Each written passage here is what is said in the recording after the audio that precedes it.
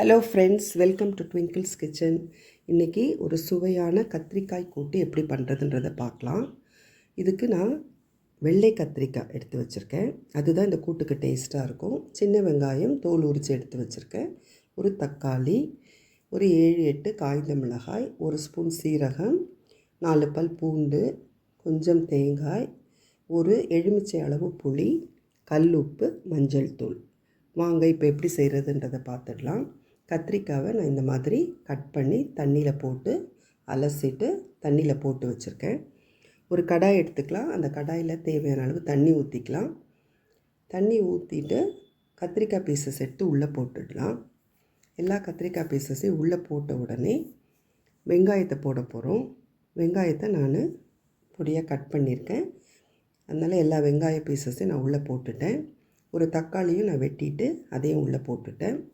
தேவையான அளவு உப்பு போட்டுடுறேன்.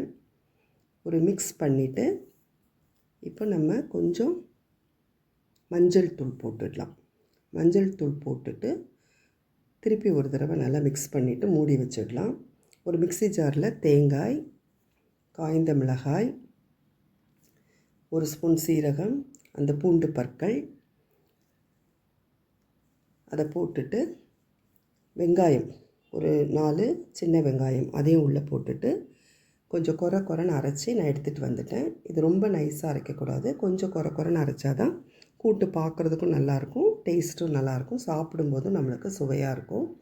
அதனால் கொஞ்சம் குறைன்னு அரைச்சி எடுத்து வச்சுக்கலாம். இப்போ கத்திரிக்காவும் பாதி வெந்துருச்சு. அதை ஒரு தடவை நல்லா மிக்ஸ் பண்ணி விட்டுட்டு அரைச்சி வச்ச மசாலாவை நம்ம உள்ளே போட்டுடலாம். உள்ளே போட்டுட்டு நல்லா கிளறி விட்டுடலாம். நல்லா மிக்ஸ் பண்ணிவிட்டு உப்பு பார்த்துக்கோங்க. உப்பு தேவையாக இருந்தால் கொஞ்சம் உப்பு போட்டுக்கோங்க. இப்போ நல்லா மிக்ஸ் பண்ணிவிட்டு இன்னும் கொஞ்சம் நேரம் வேக விடலாம். இந்த மசாலா பச்சை வாசனை போகட்டும். அது கொஞ்சம் வெந்த உடனே கரைச்சி வச்சுருக்கிற புளியை நான் உள்ளே போட்டுடுறேன். புளி ஊற்றிட்டு ஜஸ்ட்டு ஒரு கிளறிட்டு தட்டு போட்டு இன்னும் கொஞ்சம் நேரம் மூடி வச்சா போதும். கத்திரிக்காய் கூட்டு ரெடி ஆகிடும். இப்போ தாளிச்சிடலாம். ஒரு சின்ன கடாய் வச்சுட்டு அதில் நான் நல்லெண்ணெய் ஊற்றிக்கிறேன். நல்லெண்ணெய் ஊற்றினா டேஸ்ட்டாக இருக்கும். எண்ணெய் நல்லா சூடாகட்டும்.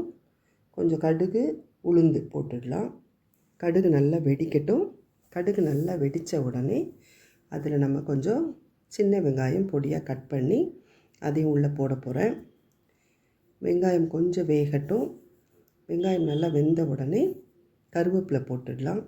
கருவேப்பிலையும் போட்டுட்டு இது நல்லா வேகட்டும். நல்லா இந்த ப்ரௌன் கலர் ஆகிற வரைக்கும் இதை நல்லா வதக்கிடலாம். இப்போ இதை கத்திரிக்காய் கூட்டில் ஊற்றிடலாம். ஊற்றிட்டு ஜஸ்ட் ஒரு மிக்ஸ் பண்ணி வச்சிட்டோம்னா நல்ல டேஸ்டியான கத்திரிக்காய் கூட்டு ரெடி. இது இந்த வெள்ளை கத்திரிக்காயில் பண்ணுறதுனால அதுக்கு ஒரு தனி டேஸ்ட் இருக்கும். பாருங்கள், கத்திரிக்காய் கூட்டு ரெடி ஆகிடுச்சு. இது சாம்பார் சாதத்துக்கு தொட்டுக்கிறதுக்கு ரொம்ப டேஸ்டியாக இருக்கும். புளி சாதம் செஞ்சாலும் இதை சைட் டிஷ்ஷாக நம்ம யூஸ் பண்ணி ட்ராவல் இப்போ எடுத்துகிட்டு போகலாம். ரொம்ப டேஸ்டியாக இருக்கும். கட்டாயம் இதை மாதிரி செஞ்சு பாருங்கள். என்ஜாய் பண்ணுங்கள். தேங்க்யூ.